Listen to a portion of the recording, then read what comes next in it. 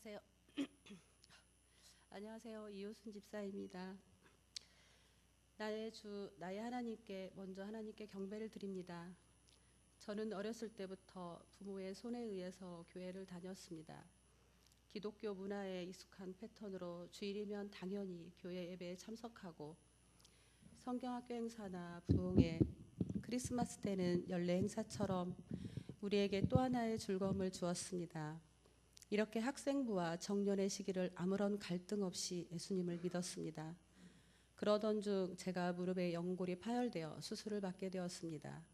수술 후에 아픔과 고통 속에서 문득 예수님이 생각이 나더군요. 이렇게 작은 아픔에도 고통스러워하고 힘겨워하는데 예수님은 나의 죄 때문에 십자가에 달려 계신 모습이 저를 더 한없이 죄인으로 보이게 하더군요.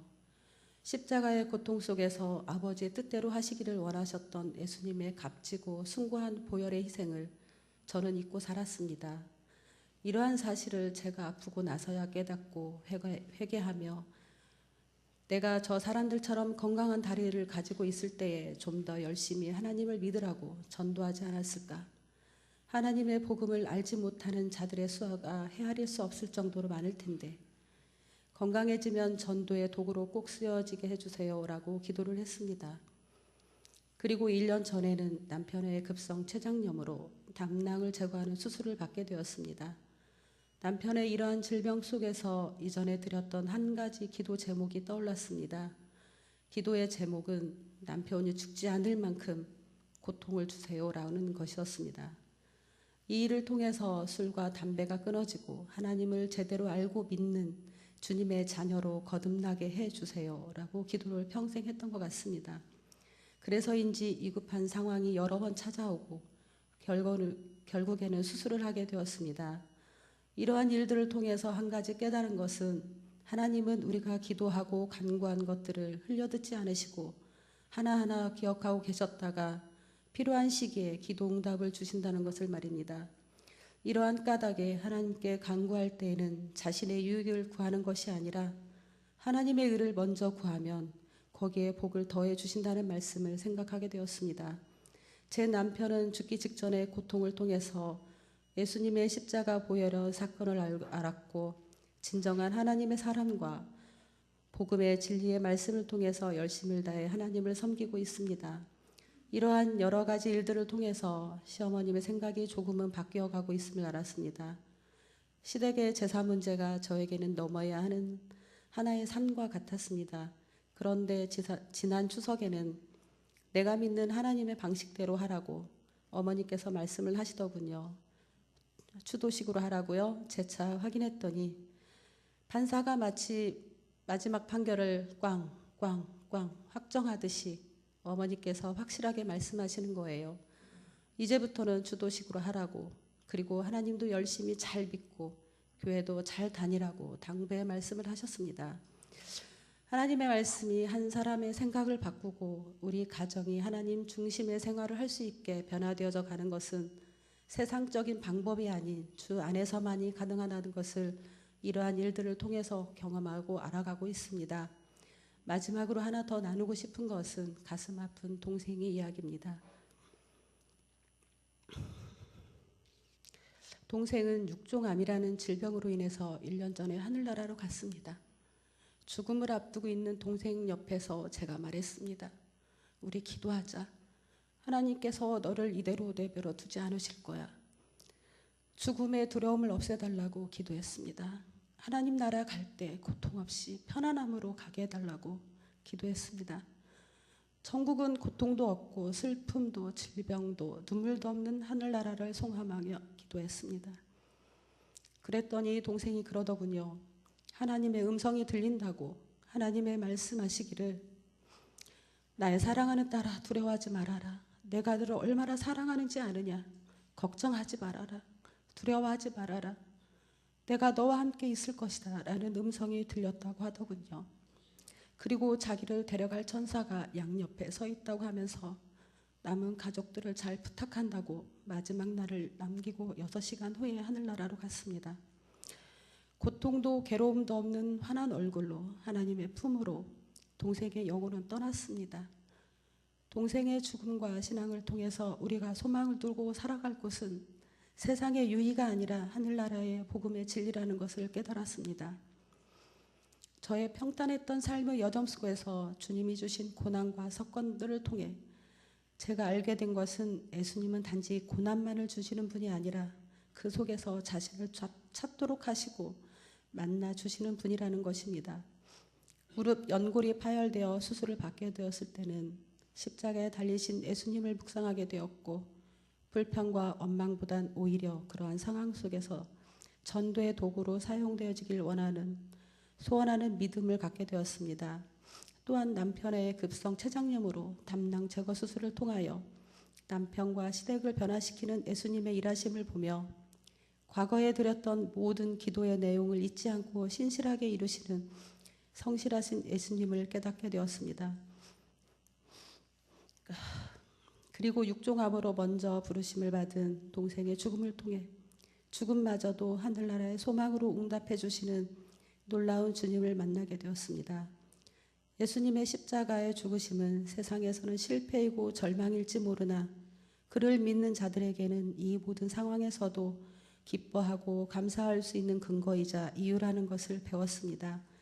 예수님은 제 삶의 가장 소중한 친구이며 구원자 되십니다. 감사합니다.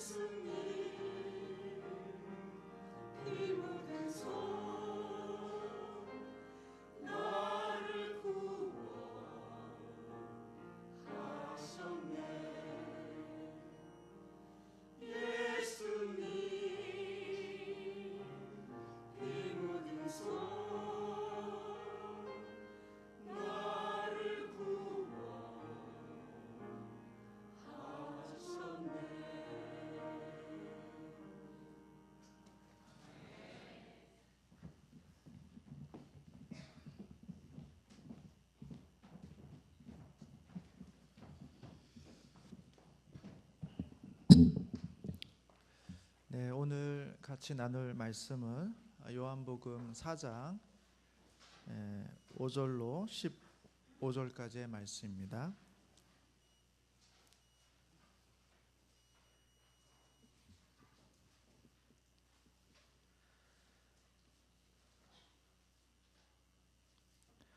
요한복음 4장 5절로 15절까지 말씀, 우리 찾으셨으면 한 절씩 교독하도록 하겠습니다. 제가 먼저 봉독하겠습니다. 사마리아에 있는 수가라 하는 동네에 이르시니 야곱이 그 아들 요셉에게 준 땅이 가깝고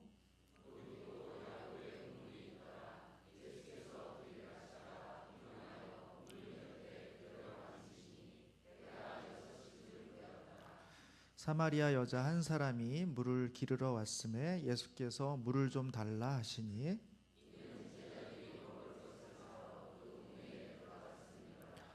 사마리아 여자가 이르되 당신은 유대인으로서 어찌하여 사마리아 여자인 나에게 물을 달라 하나이까 하니 이는 유대인이 사마리아인과 상종하지 아니함이로라.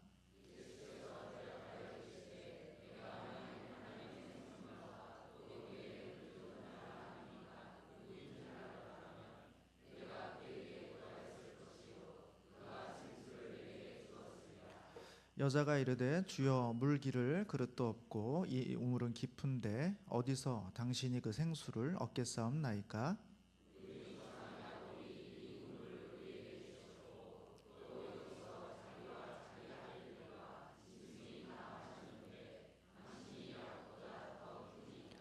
예수께서 대답하여 이르시되 이 물을 마시는 자마다 다시 목마르려니와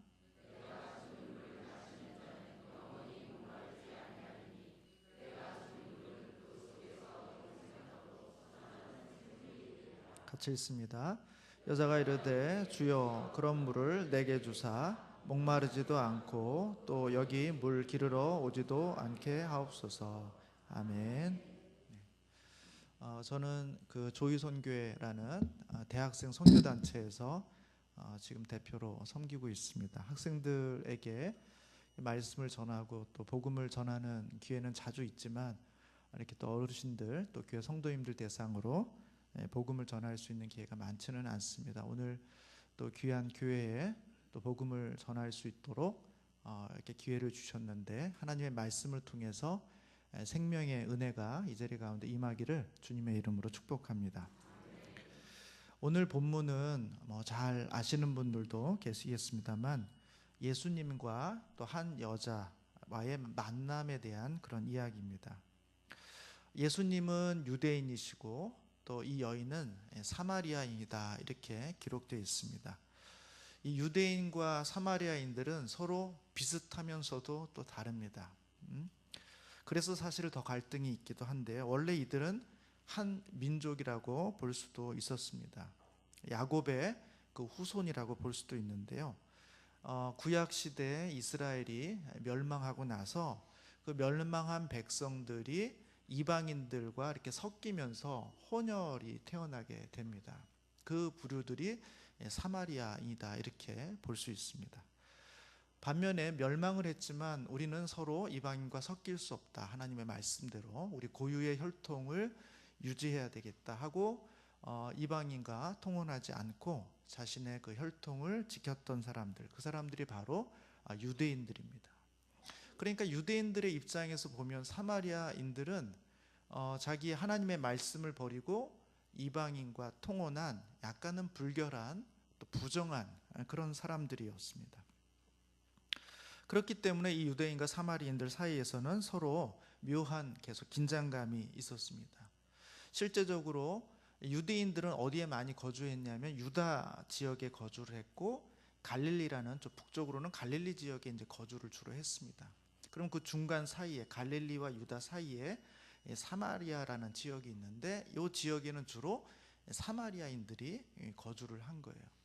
그러니까 남쪽에 있는 유다 사람들이 북쪽의 갈릴리를 가기 위해서는 가장 짧은 길로 가면 이 사마리아를 통과해서 가면 가장 빠르고 좋은데 사마리아인들하고는 상종하고 싶지도 않고 섞이고 싶지도 않으니까 유대인들이 이 짧은 길로 가지 않고 멀리 돌아서 갈 정도로 유대인과 사마리아인들은 그렇게 사이가 좋지 않았습니다.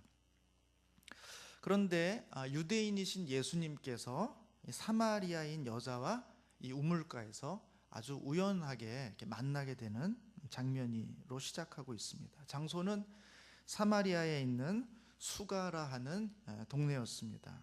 이 동네의 특징은 뭐냐 하면 가까운 곳에 아주 유명한 곳이 있는데 예전에 야곱이라는 사람, 야곱이 누군지 아까 말씀드렸죠. 이 사마리아인들에게나 유대인들에게나 조상이라고 말할 수 있는 그 야곱이 그 아들 요셉에게 준 땅이 이 수가성 아주 가까이에 있었습니다. 그곳이 아주 유명한 곳이었고, 또 하나 이 수가성이 아주 유명한 것이 있는데, 명물이 있는데 그게 뭐냐 하면 야곱의 우물이라는 것입니다. 그러니까 야곱이 아마 우물을 이렇게 팠는데 그 우물이 대대로 마르지 않고 그 후손에게까지 계속 전달이 돼서, 그러니까 야곱이 태어나서 지금 이 사마리아 여인이 언급되는 이 대략 한 1800년 정도 아주 긴 시간 동안을 이 우물이 마르지 않아서 이 지역에 살고 있는 많은 사람들은 이 야곱이 그 자신과 그 후손들에게 만들어준 이 우물에서 늘 물을 길어서 먹을 수 있는 아주 유명한 우물이 있었습니다. 이 수가가 그 동네에 이제 안에 그 우물이 있었던 거죠. 예수님께서 길을 가시다가 이 사마리아 지역으로 지나가시고 공교롭게도 너무 피곤하고 힘드셔서 잠깐 쉬어가자 하고 멈춘 곳이 바로 이 야곱의 우물이 있는 이곳에 쉬게 됐습니다. 성경에 보면 제자들은 아마 먹을 것을 구하기 위해서 이렇게 마을로 들어갔다 이렇게 되어 있습니다. 그러니까 예수님 혼자 우물에 쉬고 계셨어요. 아마 갈증도 나고 힘들으셨겠죠. 근데 때마침 그때 저기 멀리서 한 여자, 사마리아 여자가 물을 깃기 위해서 이 우물로 다가오고 있었습니다. 여러분, 아무도 사람이 없는데 우물이 있고 광야에 남자 한 사람이 있고 웬 여자가 항아리를 들고 이렇게 오면 굉장히 분위기가 긴장될 수밖에 없는 거겠죠. 여자가 이제 우물을 기르러 이렇게 옵니다. 그때 이제 이 예수님과 이 여자 사이에 이제 오고 가는 대화가 오늘 읽은 5절부터 15절까지의 이야기입니다. 이런 대화를 하게 되죠. 첫 번째 대화는 이런 겁니다. 예수님께서 목마르니까 이 여인을 향해서 물을 좀 달라 그럽니다. 당연히 목마르니까 그렇게 말하실 수 있겠죠. 아무 도구도 없고 우물은 깊으니까 물을 굽기 위해서 도구가 있는 이 여인을 향해서 물을 좀 달라 이렇게 얘기합니다. 여인은 이렇게 말하죠. 당신은 유대인으로서 어찌 사마리아 여인인 나에게 물을 달라고 합니까? 이 사마리아인과 유대인 사이에 묘한 긴장감이 있는 걸 알 수 있죠. 왜냐하면 유대인은 사마리아인들을 상종하지 않는데 왜 사마리아인 여자인 나에게 유대인인 당신께서 물을 달라고 합니까? 이렇게 말을 섞습니까? 이렇게 이제 묻는 거죠. 그때 이제 예수님께서 이 여인을 향해서 이렇게 말씀하십니다. 내가 만약 하나님의 선물과 그리고 내게 물을 달라고 하는 이가 누구인지 만약에 네가 안다면, 당신이 하나님의 선물이 무엇이고 그리고 당신에게 지금 물을 달라고 하는 내가 누구인지를 안다면 오히려 당신이 나에게 물을 달라고 했을 것이고 나는 당신에게 생수를 주었을 것이다. 이렇게 말씀하시는 거예요. 이상하죠? 지금 물을 줄 수 있는 도구를 갖고 있는 건 이 여인이고 예수님은 목말라서 물을 좀 달라고 그랬는데 지금 이 여인의 대화 속에서, 이 여인과의 대화 속에서 예수님은 네가 하나님의 선물이 무엇인지를 알고 지금 너에게 말을 걸고 물을 달라고 말하는 내가 누군지 안다면 오히려 네가 나에게 물을 달라고 했을 것이고 나는 너에게 생수를 줬을 것이다. 이렇게 말을 하는 거죠. 아마 이 여인은 좀 이상하다 이렇게 생각했을지 모르겠습니다. 그러니까 이 여인이 이렇게 예수님께 묻습니다. 아니 당신은 보니까 물 기를 그릇도 없고 이 우물은 깊은데 당신이 어떻게 생수를 얻을 수 있겠습니까? 그렇게 아무 도구도 없고 우물은 깊은데 어떻게 물을 떠다 줄 수 있겠어요? 내려가가지고 손으로 이렇게 떠다 주면 다 흘러내리고 자기 먹을 것도 없을 텐데 어떻게 나에게 물 떠줄 그릇도 없는데 우물은 깊은데 나에게 물을 줄 수 있겠냐, 생수를 줄 수 있겠냐, 이렇게 묻는 것이죠. 그러면서 이 여인이 예수님께 이렇게 이야기합니다. 우리 조상 야곱이 이 우물을 우리에게 줬다. 그리고 또 여기서 자기와 자기 짐승들을 다 마시게 했다. 그런데 당신은 과연 이 야곱보다 큽니까? 이렇게 묻습니다. 이게 무슨 얘기냐 하면 이 여인에게는 야곱이 준 이 우물이 가장 대단한 거예요. 그리고 이 우물을 준 야곱은 너무너무 대단한 존재예요. 광야에서 물이 없으면 살 수 없는 이 동네에서 언제든지 사람은 목마를 때마다 저기 가면 야곱의 우물이 있지. 그 야곱의 우물은 1800년 동안 수천 년 동안 메마른 적이 없지. 우리가 목마를지라도 전혀 걱정할 게 없어. 왜냐하면 야곱의 우물이 있으니까. 하고는 야곱의 우물에 가면 언제든지 거기에서 물을 기를 수 있었고 그 물을 먹음으로써 목을 축일 수 있었고 생활을 할 수가 있었어요. 나뿐 아니라 나의 가축들, 나의 자녀들, 나의 가족들 언제든지 야곱의 우물에만 가면 목마름을 해결할 수가 있었습니다. 그리고 그런 기대가 있을 거야. 이건 나뿐만 아니라 내 자자손손이 이 야곱의 우물만 있다면 그러면 내 자자손손이 이 야곱의 우물에서 그들도 물을 마실 것이다. 적어도 이 동네에는 야곱의 우물이 있고 우리는 아무리 큰 기근이 있고 가뭄이 있고 어려움이 있을지라도 물에 관한 한 우린 두려움과 염려가 없는데 왜냐하면 우리에겐 야곱의 우물이 있고 이 우물을 준 사람은 야곱이라는 것이죠. 그에게 있어서 야곱은 가장 큰 존재예요. 근데 예수님은 이 여인을 향해서 이렇게 말하는 거예요. 네가 나에게 물을 달라고 할 것이고 나는 너에게 생수를 줄 것이다.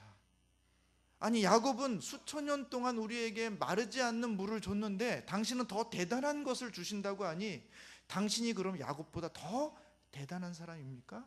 라고 이 여인은 묻고 있는 것이죠. 여러분, 저는 오늘날 우리 시대의 사람들이 저를 포함해서 이 여인과 비슷한 마음을 가지고 있다 이렇게 생각합니다. 야곱의 우물에 대한 자긍심. 그리고 누구나 다 이 야곱의 우물을 곁에 두고 있으면 적어도 나는 물을 마시는 데 있어서 목마름을 해결하는 데 있어서는 전혀 문제가 없다고 생각하는 거죠. 야곱의 우물만 있다면. 여러분 오늘날 많은 청년들이 또 사회의 부조리를 이야기할 때 아주 복을 갖고 태어난 사람들을 뭐라고 그럽니까? 금수저라 그러지 않습니까? 여러분 금수저의 의미가 뭐예요? 야곱의 우물을 갖고 태어났다는 겁니다. 그 집에 우물이 있는 거예요. 밖에 나가서 길어올 이유가 없는 겁니다. 이미 부모가 너무 잘 살고 이미 부모가 너무 부유하고 넉넉하고 안정돼서 거기에 넉넉하게 먹고 마실 것이 있어서 그 집안의 자녀로 태어나는 사람은 금수저인 거예요. 그 말의 의미는 언제든지 내가 목마를 때 언제든지 내가 배고플 때 그 우물에 가서 먹을 것을 끌어올 수 있는 사람, 그런 사람들을 우리는 금수저라고 얘기하는 거예요. 우리가 많이 부러워하고 바라보면서 나는 왜 저렇게 태어나지 않을까 하고 안타까워하는 이유 중에 하나는 그 야곱의 우물 같은 금수저를 우리의 입에 물고 태어나지 않았기 때문이죠. 그래서 금수저를 물고 태어나지 않은 사람들이 두 번째로 이 야곱의 우물을 자기 주변에 간직하기 위해서 하고 있는 게 뭐예요? 안정적인 직장을 얻는 거예요. 교사가 되고 공무원이 되고 전문직을 가지려고 하는 이유가 뭡니까? 세상이 혼란하고 사회가 불안정할수록 가장 안정적인 직업이 무엇인가? 세상의 변동과 상관없이 끝까지 직장 생활을 할 수 있고 안정적으로 큰 문제가 없이 내가 수익을 얻을 수 있고 그래서 나의 노후를 준비할 수 있고 더 나아가서 나의 자녀들에게 더 많은 것을 채워줄 수 있는 그런 직장, 그것이 교사요, 공무원이요, 전문직이요, 또 다른 어떤 많은 안정적인 것들이죠. 대다수의 청년들이, 대학생들이 그 마음속에 희망하고 있는 직업들이라는 게 바로 그런 거예요. 왜 그렇습니까? 야곱의 우물이에요. 야곱의 우물만 있으면 내가 교사만 되면, 내가 공무원만 되면, 내가 전문직에 들어가기만 하면 언제든지 거기서 매달 정한 액수가 나오고 그것으로 나의 삶을 예측할 수 있고, 내가 목마를 때, 내가 어떤 것을 필요로 할 때마다 그것을 근거로 해서 내가 살아갈 수 있기 때문에 우리 모든 사람들은, 젊은이들은 야곱의 우물이 하나 있으면 좋겠다 하는 기대와 소망을 가지고 살아간다 하는 것이죠. 아마 이 사마리아 여인도 그가 개인적으로는 어떤 삶을 살았는지는 모르겠습니다만 예수님 앞에서 자랑할 것이 있었어요. 우리 동네에는 야곱의 우물이 있다. 적어도 우리가 마시는 문제, 물을 먹는 문제에 있어서만큼은 나는 결핍을 느낀 적이 없어. 언제든지 나는 갈증이 있을 때마다 우물에서 물을 먹을 수 있다는 것이죠. 그런데 당신이 나에게 생수를 주겠다고? 당신이 정말 그럼 이 야곱보다 더 큰 사람입니까? 라고 이 여인은 묻고 있는 것입니다. 사랑하는 성도 여러분, 이 여인이 사실은 이 야곱의 우물로 인해서 충분히 행복하고 충분히 만족했기 때문에 이런 얘기를 하는 것은 아니에요. 여러분, 성경을 한번 보시길 바랍니다. 예수님께서 생수를 주겠다 이렇게 이야기하니까 15절, 우리가 읽었던 15절 말씀 다시 한번 읽어보도록 하겠습니다. 시작. 여자가 이르되 주여 그런 물을 내게 주사 목마르지도 않고 또 여기 물 기르러 오지도 않게 하옵소서. 이 여인은 야곱의 우물이 있다는 것에 대해서 안심하고 자랑하면서도 동시에 이 야곱의 우물이 가지고 있는 한계를 알고 있었어요. 우리 주님께서 그렇게 지적하시는 겁니다. 네가 야곱을 대단한 존재로 알고 이 야곱의 우물이 너의 인생의 가장 안정적인 것이라고 생각하기 쉽지만 이 물을 먹는 자는 다시 목마르게 될 거야. 너 그래서 지금 다시 물 기르러 온 거 아니니? 이 물을 먹을 수 있지만 이 물은, 야곱의 우물이 주고 있는 이 물은 너로 하여금 다시 목마르게 하는 거야. 그러나 내가 정말 너에게 주고 싶은 물은 다시는 목마르지 않는 영원한 생수를 나는 주고 싶은 거야.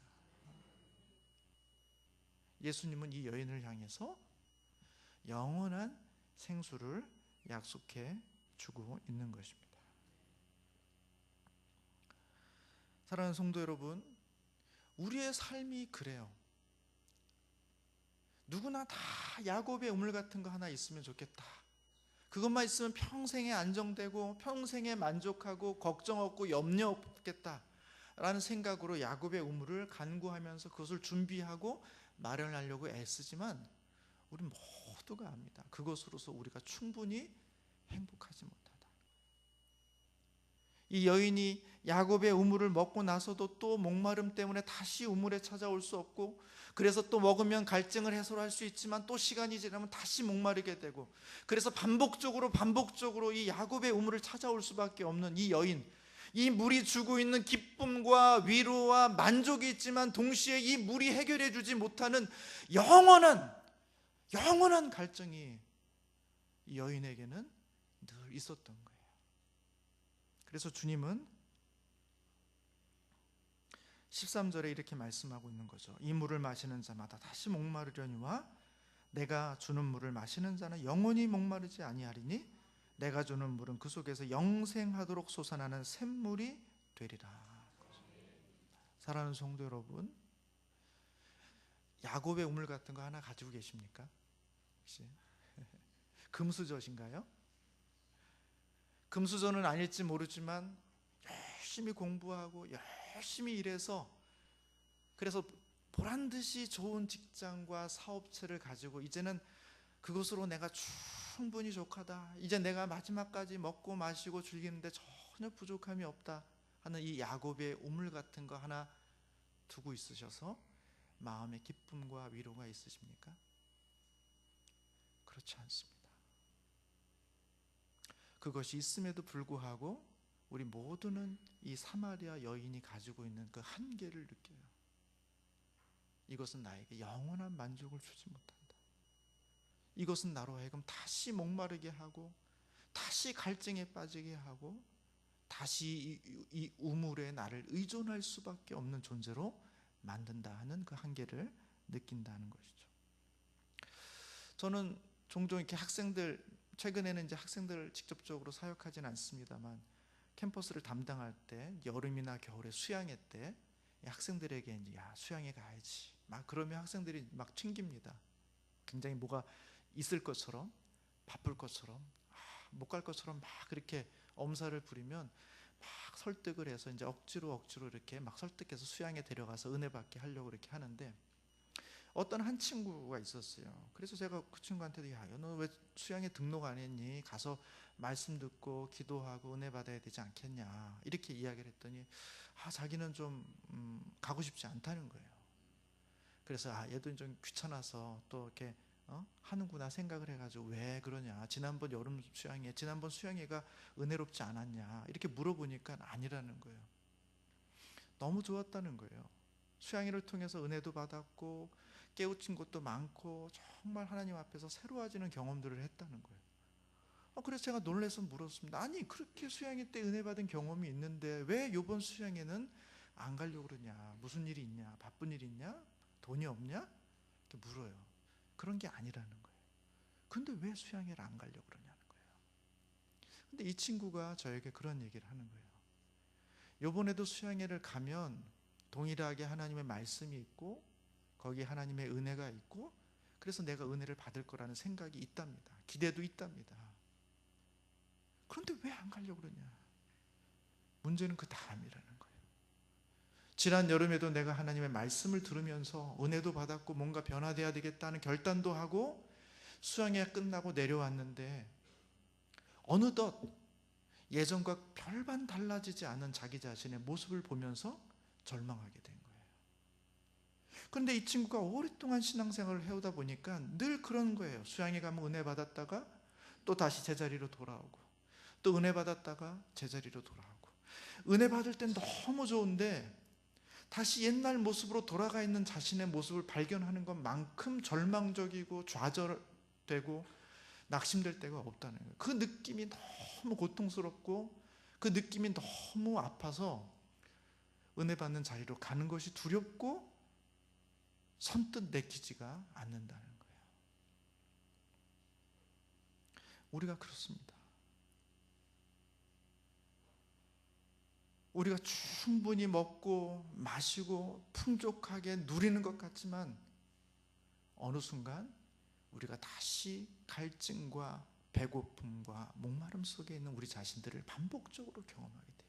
다시 물 마시고 또 다시 기가 가운데 있고 또 다시 이것이 우리의 인생이라는 생각을 들면 내가 굳이 거기 가서 또 물을 먹는다고 한들 그것이 내 목을 축인다고 한들 이 목마름과 갈증을 완전히 해결할 수 있을까 하는 질문을 던지게 된다는 것이죠.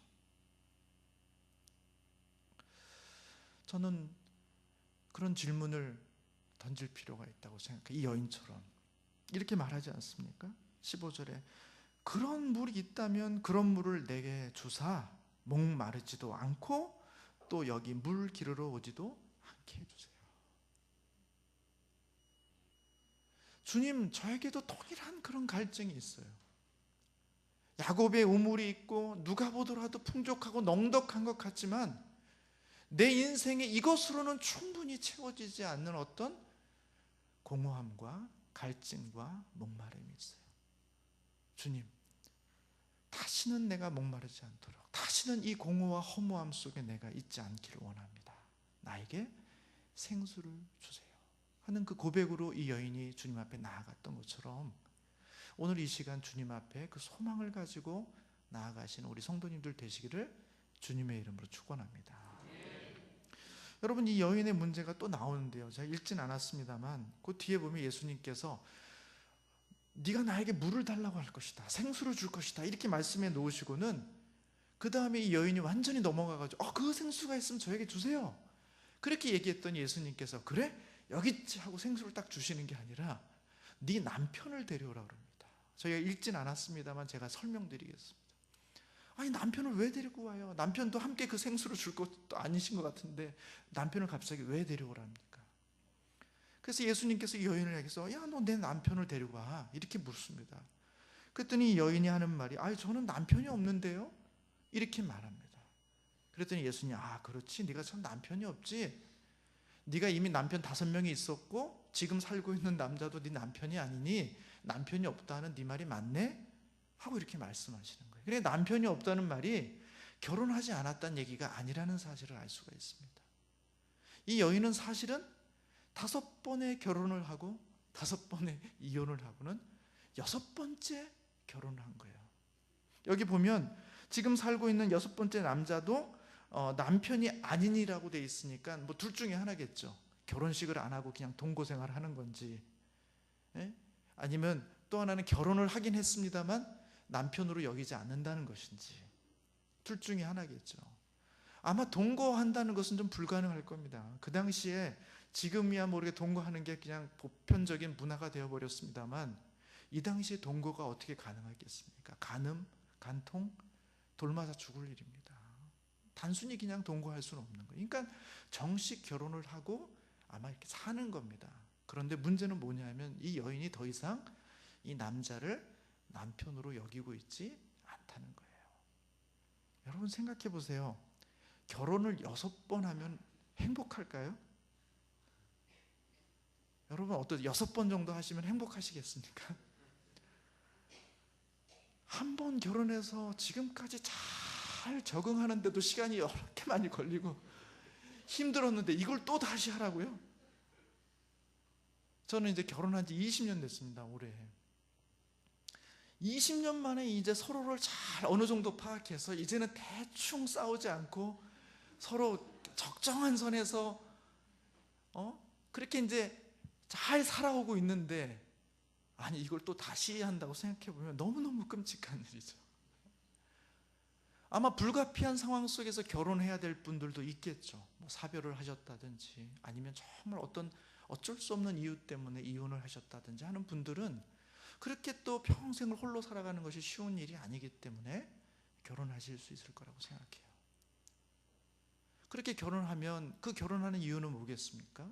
첫 번째 남편 내지는 첫 번째 아내랑 이루지 못한 그 아름다운 결혼의 생활들을 이루고 싶은 마음으로, 그래서 새로운 남자 내지는 새로운 여자를 만나서 결혼하게 되는 거죠. 근데 그 결혼마저도 행복하지 못했다면, 그래서 또다시 이혼할 수밖에 없다면 여러분 3번째 또 결혼하고 싶겠습니까? 4번째 또 결혼하고 싶으시겠어요? 5번째, 6번째 결혼하고 싶으시겠습니까? 아니 결혼을 한다고 한들 그 사람을 나의 남편으로 여기며 행복한 미래를 꿈꿀 수 있겠습니까? 불가능할 겁니다. 그럼에도 불구하고 이 여인은 왜 6번이나 결혼을 했을까요? 결혼을 아니하고는 살 수 없는 환경 때문에 그렇습니다. 이 당시 여자들은 홀로 살 수가 없어요. 남자의 도움과 남자의 보호를 받지 않고는 혼자 생활을 유지할 수 없는 시대입니다. 그러니까 이 여인은 뭐 한두 번 정도는 미래의 아름다운 가정, 이전에 이루지 못했던 그 아름다운 가정, 그 다음에 어떤 남편을 향한 기대, 소망을 가지고 결혼했을지 모르겠습니다. 그러나 결혼이라는 것이 그렇게 아름다운 현실이 아니구나, 남편을 통해서 내가 그렇게 아름다운 가정을 이룰 수 있는 게 아니구나, 내 뜻만 좋다고 내가 저 남자를 사랑한다고 내가 저 남자를 믿는다고 해서 저 남자가 나에게 그렇게 아름다운 방식으로 나를 대하고 있는 것이 아니구나 라는 그 현실을 너무너무 많이 느끼면서, 그리고 가장 가까운 남편에게 너무나 큰 많은 상처를 받으면서 또 헤어지고 또 헤어지고 또 헤어지지만, 그래서 다시는 남자를 보고 싶지도 않고 남편을 곁에 두고 싶은 마음이 없지만, 그럼에도 불구하고 홀로는 살아갈 수 없는 형편 때문에, 홀로는 살아갈 수 있는 사회적 환경이 되지 못하기 때문에 나에게 남편 노릇을 해줄 수 없다는 것을 뻔히 알면서도 다시 그 남편에게 나의 몸을 맡겨야 되는 그런 형편에 있는 여인이라는 사실을 우리는 알게 된다는 거예요. 여러분, 우리의 목마름뿐만 아니라 우리가 사람과 사람 사이에 맺고 있는 관계도 그렇습니다. 우리가 결혼할 때 서로 행복하기를 원하고 서로 잘해주기를 원하고, 그래서 서로를 통해서 큰 위로를 받기 위해서 사랑해서 결혼을 하지만, 우리가 가장 큰 상처를 받는 대상은 오히려 나와 가장 가까이에 있는 사람들이에요. 나의 아내가 되기도 하고, 나의 남편이 되기도 하고, 나의 부모가 되기도 하고, 나의 형제가 되기도 하고, 심지어는 나의 자녀가 되기도 하는 것이죠. 너무 많은 상처를 받는 거예요. 사람과의 관계 속에서 정말 잘하고 행복하고 싶지만 알 수 없는 여러 가지 이유 때문에 나의 노력과 순수함으로는 해결할 수 없는 또 다른 복잡한 그런 환경과 관계 속에서 가까운 사람들로 하여금 끊임없이 상처를 받지만, 그래서 나는 절대로 사람들하고 관계를 맺지 않고 독립적으로 고립적으로 살고 싶지만, 그럼에도 불구하고 그 외로움이, 홀로 할 수 없음이 너무나 답답하고 힘들어서 또 누군가를 의존해서 그의 품으로, 그의 안으로 나 자신을 맡길 수밖에 없는 그런 관계적 존재, 그것이 나의 남편일 수도 있고, 나의 부모일 수도 있고, 나의 자녀일 수도 있고, 나의 형제일 수도 있는, 사랑받기를 기대하고 온전히 용납받기를 기대할 수 없고 오히려 큰 상처가 있다는 것을 알면서도 또다시 그 관계를 포기할 수 없고, 그 관계 속에서 나의 정체성을 찾아갈 수밖에 없는 그 관계적 갈망, 관계적 목마름, 이것이 영원히 해결되지 않는다는 걸 알면서도 또 누군가에게 의존되어서 살아가면서 또 상처를 받는, 남편이 있지만 남편을 남편으로 여길 수 없는, 그 관계를 계속 유지할 수밖에 없는 그 여인의 모습이 오늘 또 본문에서 보여주고 있는 거예요. 그러니까 주님은 이 여인을 향해서 계속해서 직면시키고 있는 거예요. 너 야곱의 우물을 먹고 있는데 그 야곱의 우물을 먹으면 다시 목마르지 않니? 너 끊임없이 너의 남편을 의존해서 또 새로운 사람과 결혼하는데 그것이 큰 상처와 아픔을 준다는 걸 알면서, 너의 꿈과 기대를 이루어줄 수 없다는 것을 알면서도 또 누군가와 만나서 결혼하고 그 제도 안에서 큰 상처를 받고 아픔을 느껴야 하는 그 관계적 그 결핍, 내가 그거 다 알고 있다는 거예요. 우리 인생은 그렇다는 겁니다. 그 이야기를 하고 나자 이 여인이 드디어 이 예수님이라는 존재가, 이분이, 내 앞에 있는 이분이 아주 범상치 않은 분이라는 사실을 깨닫게 되었습니다. 그래서 19절에 보면 여자가 이럴 때 주여 내가 보니 선지자로소이다. 이건 선지자, 보통 사람으로서는 알 수 없는, 보통 사람으로서는 그 아주 가장 본질적인 것에 있는 나 자신을 드러내줄 수 없는 사실을 쫙 보여주는 거예요. 그래서 이 여인이 평생 지금까지 살아오면서 가장 궁금했던 것, 정말 이 여인의 가장 근본적인 갈망, 그 갈망의 아주 가장 큰 질문 하나를 이 선지자 예수에게 던집니다. 그것이 20절에 있는 말씀입니다. 한번 20절 말씀 우리 성경 있는 분들은 한번 같이 한 목소리로 읽어보도록 하겠습니다. 시작. 우리 조상들은 이 산에서 예배하였는데 당신들의 말은 예배할 곳이 예루살렘에 있다 하더이다. 이게 이 여인은 가장 궁금했어요. 여러분, 정말 누군가 큰 선지자가 우리 앞에 나와가지고 궁금한 거 하나씩 물어보세요, 이렇게 물어보면 여러분 뭘 물어보겠습니까? 우리 아들 이번에 대학 어디 갑니까? 이번에 우리 딸 저기 취업해야 되는데 어떻게 어디 갈 수 있겠습니까? 이런 건 물어보시겠습니까? 이 여인은 이분이 선지자라는 사실을 깨닫고 나자 그가 평소에 갖고 있었던 가장 궁금한 거, 정말 알고 싶었던 거 한 가지를 묻는데 그것은 바로 예배와 관련된 거예요. 우리 조상들은 이 산이라는 게 그리심산입니다. 사마리아인들은 이들도 여호와 하나님을 믿는다고 하는데 이들은 그리심산에다가 성전을 짓고 거기서 하나님께 예배를 드려왔어요. 근데 유대인들은 가만히 보니까 예루살렘에 있는 성전에서만 예배를 딱 드려요. 그러면서 그들은 이 하나님, 여호와 하나님은 예루살렘 이 성전에만 계시다 이렇게 말하는 거예요. 그래서 예배는, 참된 예배는 이 예루살렘 성전에서 드려야지만 참된 예배가 된다 이렇게 말하는 거예요. 그런데 사마리아인들은 거기가 아니라 우리는 그리심산이라는 거예요.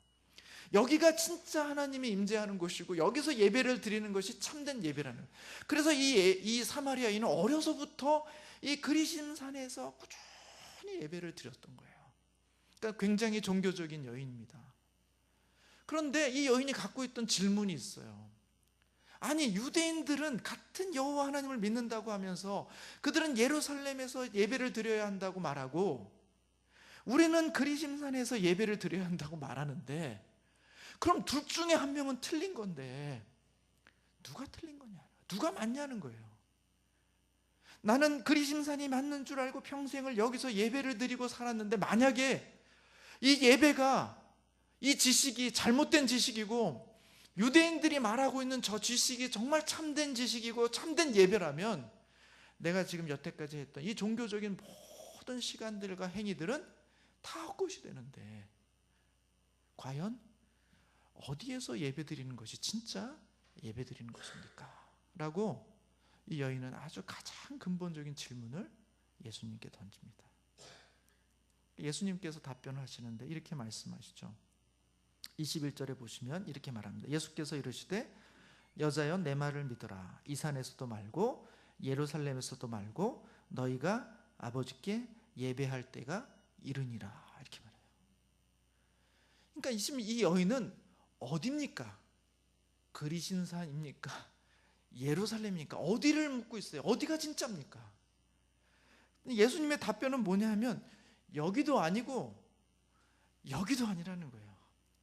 장소의 문제가 아니라는 거예요. 예배할 때가 이를 것이다. 장소는 중요하지 않다. 너희가 진짜 예배할 수 있는 때가 온다 이렇게 말하고 있어요.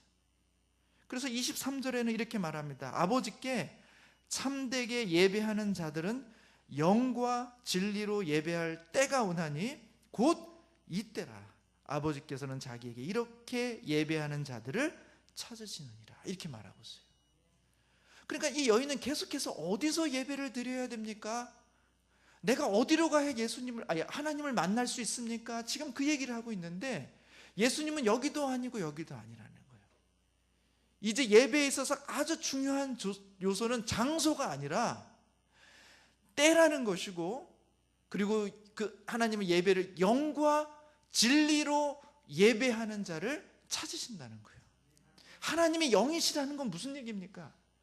간단해요. 하나님은 어느 한 공간에 제한되지 않는다는 거예요. 하나님은 예루살렘에 더 이상 머물러 있지 않으신다는 겁니다. 거기에만 거시는 게 아니에요. 그리심산에만 머물러 계시는 게 아니에요. 하나님은 어디나, 그분은 육체가 아니기 때문에 어디나 머무실 수 있는데 구약에서는 예루살렘에 머물겠다 말씀하셨지만 이제는 그 장소가 중요한 것이 아니라 영과 진리로 예배하는 자가 하나님께 참되게 예배할 때가 이르는데 그게 지금 바로 이때라는 거예요. 이때. 24절에 하나님은 영이시니 예배하는 자가 영과 진리로 예배할지니라. 여자가 이르시되 메시아 곧 그리스도가 하는 이가 오실 줄을 내가 아노니 그가 오시면 모든 것을 우리에게 알려주시리라. 그래요. 그분이 오시면 조금 더 선명하게 알려주겠지요 라고 이렇게 말하자 예수님께서 26절에 예수께서 이르시되 내게 말하는 내가 그라 이렇게 말해요. 무슨 얘기입니까? 내가 메시아. 그리고 지금 바로 내가 너를 찾아왔다는 거예요. 하나님이신 내가 너를 찾아왔다는 거예요. 전에는 이 여인의 머릿속에 뭐가 있냐면 예배란 내가 하나님을 찾아가는 거예요. 그리고 그분이 요구하는 어떤 내용들을 내가 하는 거예요. 그것을 통해서 하나님께 예배할 수 있고 그것을 통해서 하나님께 구원을 얻을 수 있었어요. 그는 그리심산에서 예배하는 것이 맞다고 생각하고 평생을 그렇게 했습니다. 그러나 유대인들은 예루살렘이 맞는 거예요. 어딘가 고민하고 있을 때 아니라는 거예요. 이제는 네가 하나님을 찾으러 다니는 때가 아니라 이제 하나님이 너를 찾으러 오는 때라는 거예요. 그래서 거기에서부터 예배가 일어나게 된다는 거예요. 여러분, 우리도 육신의 목마름이 있고 관계의 목마름이 있듯이 종교적인 목마름이 있어요. 그 종교적인 목마름은 어디서부터 오냐면 이 사마리아 여인처럼 내가 하나님을 찾아가려고 할 때, 내가 하나님이 요구하는 어떤 내용을 내가 만족시키려고 할 때, 내가 무엇인가를 많이 열심히 해서 그분이 요구하는 어떤 수준에 도달해서 그분을 만족해 하고 그래서 내가 구원을 얻을 수 있다고, 내가 그분을 찾으려 하고 내가 그분의 노력을 이루려고 할 때, 그때 우리 모든 사람들은 종교적 갈증이 임하게 돼요. 왜냐하면 하나님의 그 기준은 도달하면 도달할수록 더 높다는 것을 알게 돼요. 끊임없이 내가 주님을 위해서 이것도 하고 저것도 하고 수고하고 애써보지만 이 여인이 갖고 있었던 그런 두려움, 이게 진짜 가능한가? 이것이 정말 진리인가? 여기가 맞는가? 이것으로 충분한가? 그는 평생을 종교인으로 살았지만 단 한순간도 구원의 확신을 갖지 못한 채 그저 종교적 열심을 다하는 존재로 살아왔다는 거예요. 기독교인만의 문제가 아닙니다. 기독교를 제외한 모든 종교가 다 이런 거예요. 내가 절대자 신의 기준에 도달하기 위해서, 그분이 원하는 삶을 살기 위해서 나의 삶을 끊임없이 그분의 그 수준에 맞추려고 노력하는, 그것이 이 땅에 있는 모든 종교들의 모습이에요. 그 종교들의 끝은 무엇입니까? 이 여인이 갖고 있었던 그 갈망이에요. 구원의 확신을 갖지 못해요. 내가 열심히 하지만 과연 이것으로 충분할까 하는 그 끊임없는 결핍, 그 끊임없는 갈망이 우리로 하여금 마음의 평안을 얻지 못하게 한다는 거예요. 그런데 이 여인에게 우리 주님이 찾아오신 거예요. 여인이 주님을 찾아가려고 했는데 주님께서 그럴 필요 없다. 이제는 그럴 필요 없다. 왜? 내가 너를 찾으러 왔다. 네가 그렇게 종교적 갈증이 있었고 관계적 갈망이 있었고 육신의 목마름이 있었니? 그래서 이 목마름을 해결하고 싶기를 원했고 관계적 관계를 해결되기를 원했고 이 종교적 갈망을 네가 해결하기를 원해서 참된 예배를 드리기 위해서 네가 그렇게 고민하며 살아왔니? 그럼 내가 너를 찾아올게 하고는 우리 주님이 이 여인을 찾아오신 겁니다. 여러분, 읽지는 않았습니다만 4장 4절에 보면 이렇게 기록되어 있습니다. 예수님께서 유대를 떠나사 다시 갈릴리로 가실 때, 그 유대에서 이제 갈릴리로, 유대인들이 주로 거주하는 거기로 가시는 겁니다. 밑에서 위로 올라가시는데 보통 사람들은 돌아서 올라갑니다. 왜? 사마리아인들하고 상종하기 싫어서 돌아서 올라가는 거예요. 그런데 우리 주님 4절에 이렇게 고백하고 있습니다. 사마리아를 통과하여야 하겠는지라. 왜 주님은 유대에서 갈릴리로 가면서 다른 유대인들이 하지 않는 방식으로 굳이 이 사마리아인, 불결하게 여기고 상종하기를 원치 않는 이 지역을 통과해서 가기를 원하셨는가? 이유는 이 여인을 찾아가신 겁니다. 전혀 우연 같은 이유지만 그냥 목말라서 우물가에 잠시 쉬었고 이 여인은 또 그때 때마침 물이 모자라서 이 우물가로 와서 그렇게 정말 우연처럼 예수님을 만났지만 이미 주님은 육신의 목마름과 관계의 목마름과 종교적 목마름에 갈급해하고 있는 이 여인을 직접 찾아가신 거예요. 그래서 만나기를 원하셨고, 나를 통해서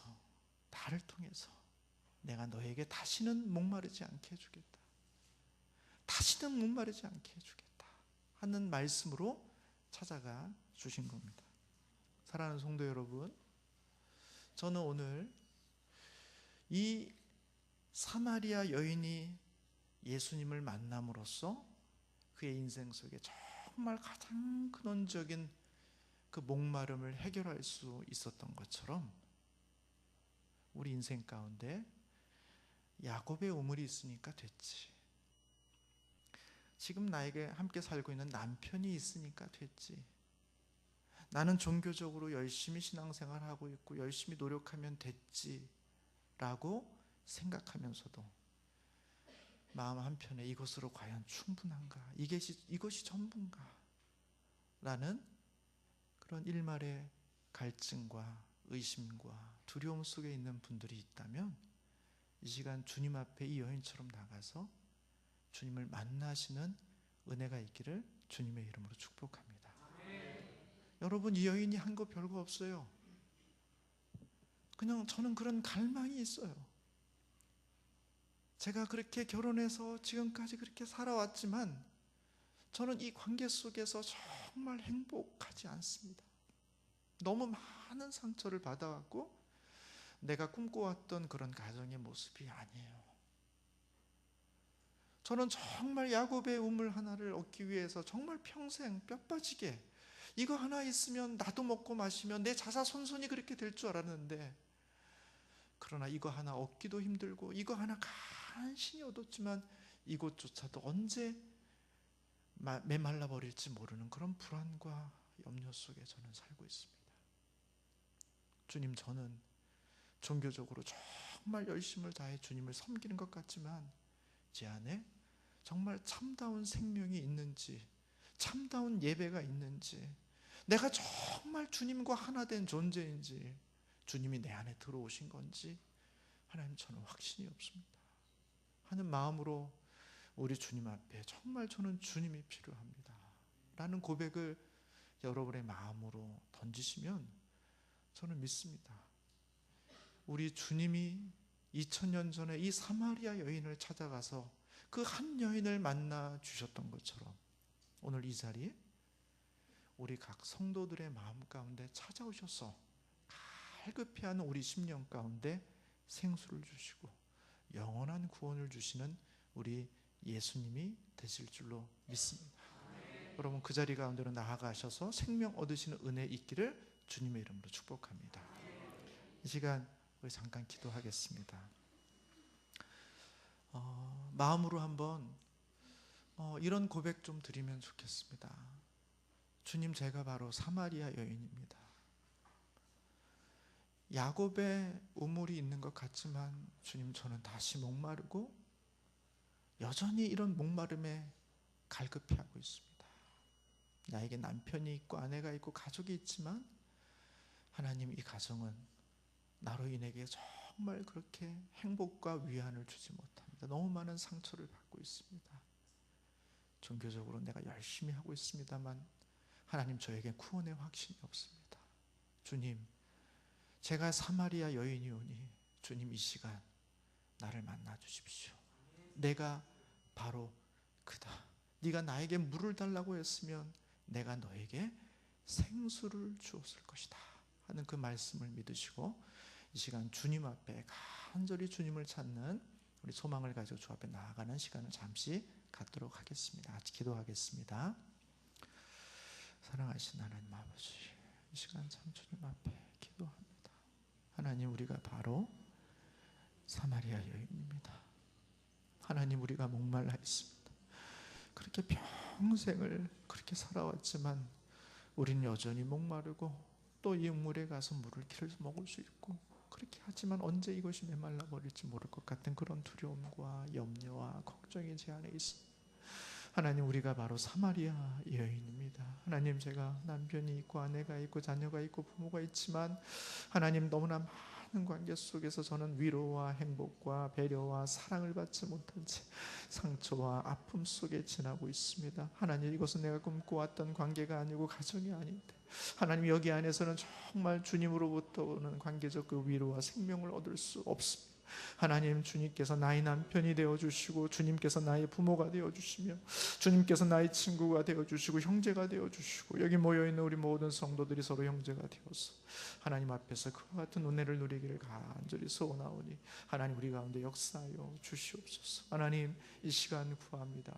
생명의 주님, 능력의 주님, 하나님, 참으로 구원을 얻는 그런 구원의 확신 가운데로 나아가는 놀라운 역사가 있기를 하나님 고백합니다. 네, 이 시간 우리 성도님들을 향해서 조용히 좀 초청하는 시간을 갖기를 원합니다. 여러분, 다 손 드실 필요도 없고 또 남의 이야기처럼 들으실 이유도 없습니다.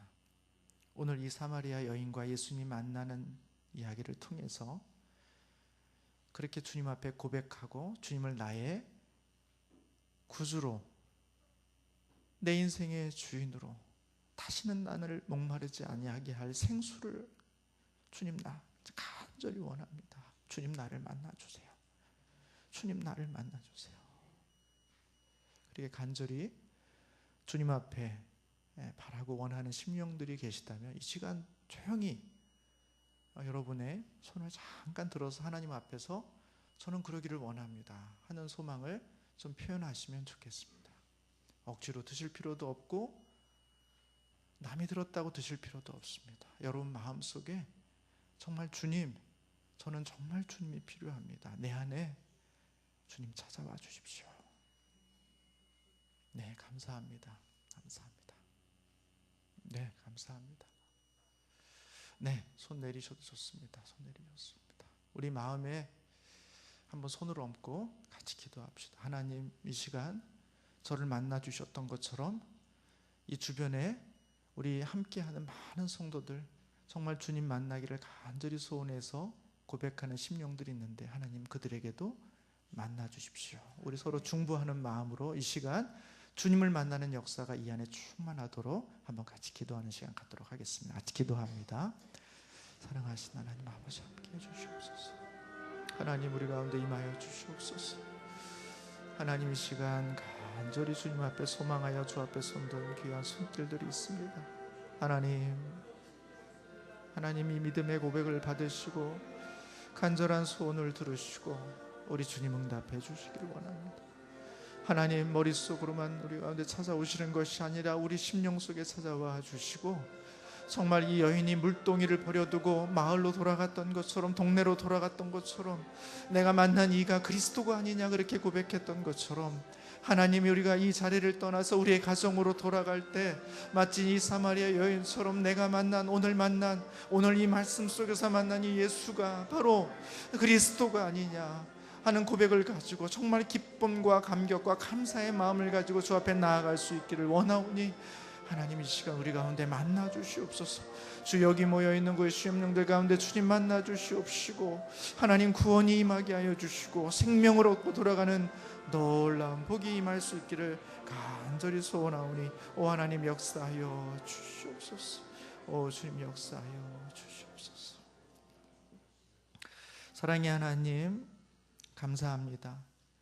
우리가 주님을 찾아가는 것이 아니라 우리 주님께서 우리를 찾아와 주시는 은혜가 있는 줄로 믿습니다. 2000년 전에 사마리아 여인을 찾아가셨던 그 주님께서 오늘 이 밤에 이 예배당 안에 정말 주님을 간절히 사모하는 심령들을 만나 주신 줄로 믿습니다. 하나님, 이제는 다시 목마르지 않게 해주시기를 원합니다. 사람에게서 위로를 얻으려고 하지 않기를 원합니다. 헛된 종교적 열심에 사로잡히지 않기를 원합니다.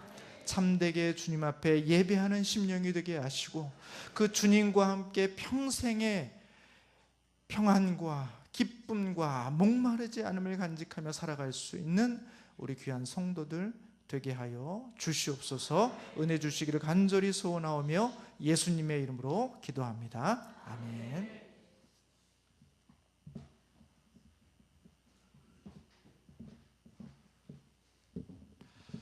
네, 귀한 말씀 감사합니다. 우리 찬양을 하나 좀 부르고 그 다음에 우리 오신 분들 여기 방문 카드가 있는데 말씀 들으시고 또 방문 카드에 좀 의견을 좀 표기를 해주셨으면 좋겠습니다. 우리 안내하시는 분들이 새로 오신 분들 이렇게 좀 방문 카드를 좀 나눠주셨으면 좋겠고요. 말씀을 들으시면서 이 방문 카드는 등록 카드는 아니고요. 오늘 말씀을 듣고 요 안에 내용에 교회에 처음 나왔다 혹은 의견을 잠시 체크하는 게 있으니까 이렇게 좀 표기를 해주면 좋을 것 같습니다. 우리 찬양의 준비가 되나요? 되면은 좀 해주시겠어요? 나를 위해 오신 주님 좀.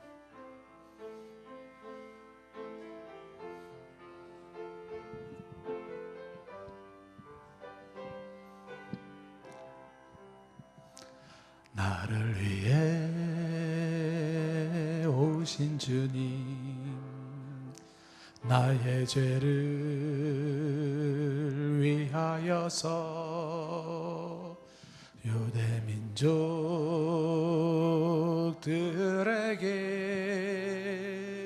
잡히시던 그날 밤에 아무런 말도 없이 우리에게 사랑을 보여주신 주님 예수 십자가를 지셨네. 그러나 언젠가 주님을 부인하며 원망하고 있을 때에 나에게 오셔서 사랑의 손길로 어루만지셨네.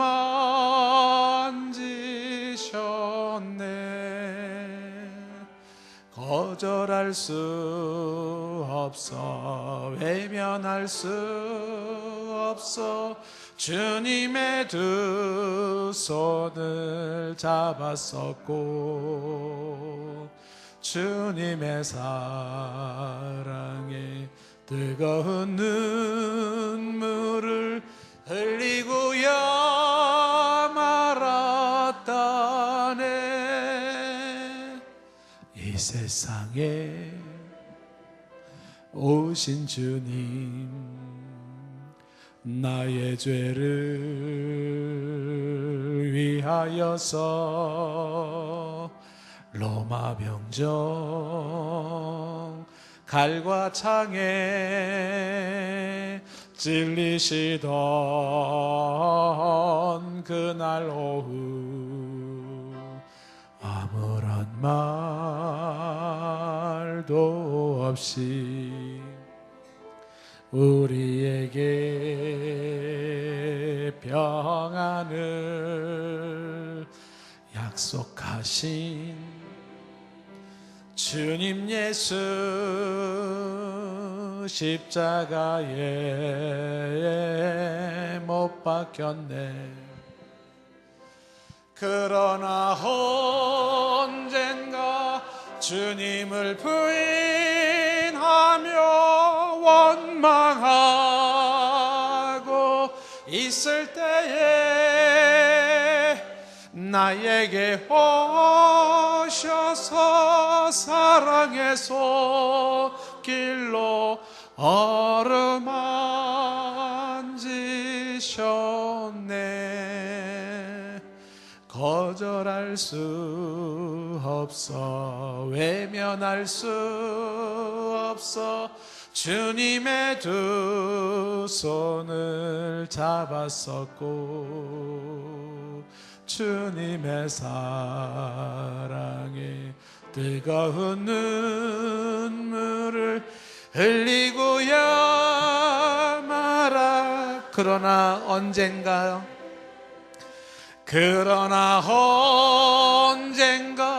주님을 부인하며 원망하고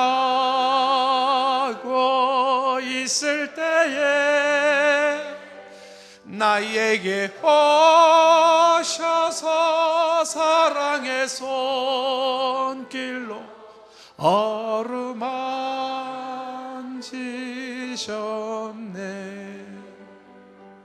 거절할 수 없어, 외면할 수 없어. 주님의 두 손을 잡았었고 주님의 사랑에 뜨거운 눈물을 흘리고야 말았다네. 아멘. 네, 주님의 은혜가 함께하기를 바랍니다. 네, 예, 여러분들이 좀 많이 이렇게 방문 카드를 이렇게 작성해 주셨는데요.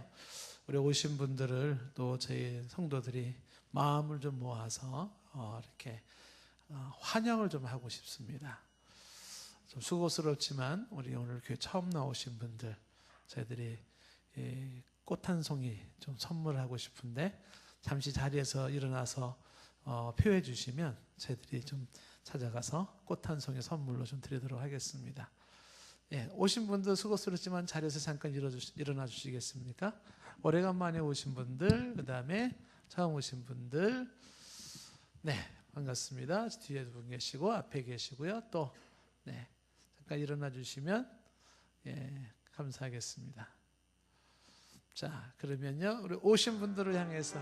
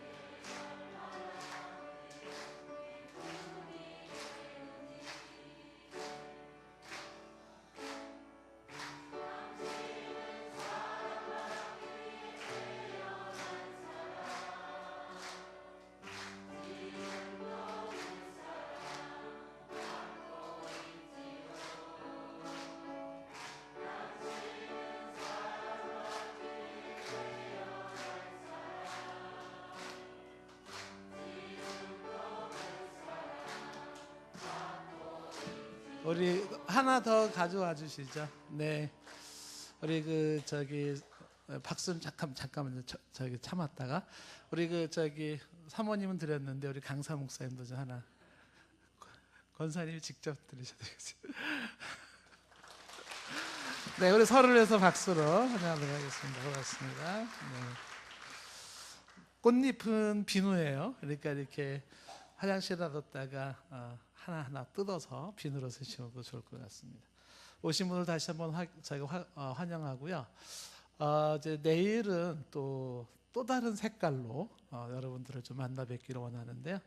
내일은 이제 옹기장이 중창단들이 한 7명 정도 찬양팀들이 와서 찬양을 하게 될 겁니다. 내일까지 우리 복음으로의 초대, 또 많은 분들이 복음 듣고 또 예수님 만나고 하면 좋겠습니다. 또 내일도 함께 주변의 분들과 함께하는 시간이 되기를 바랍니다. 기도하겠습니다.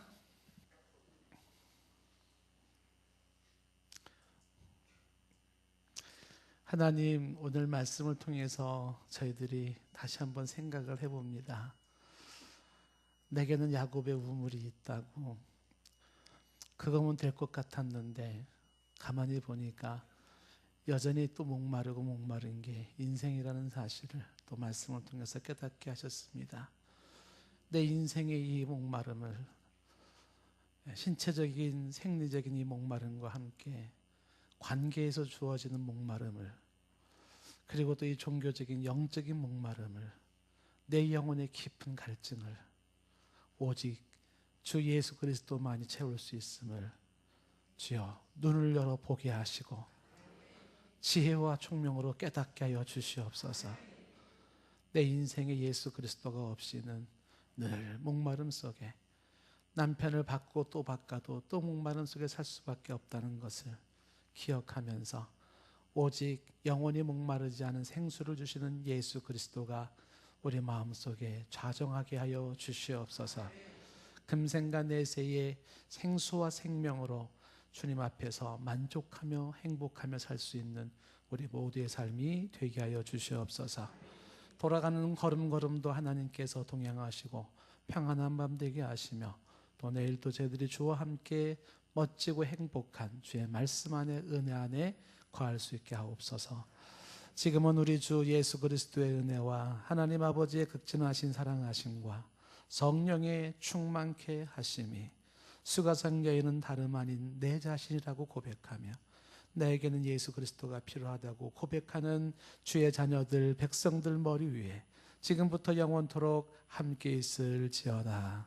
아멘.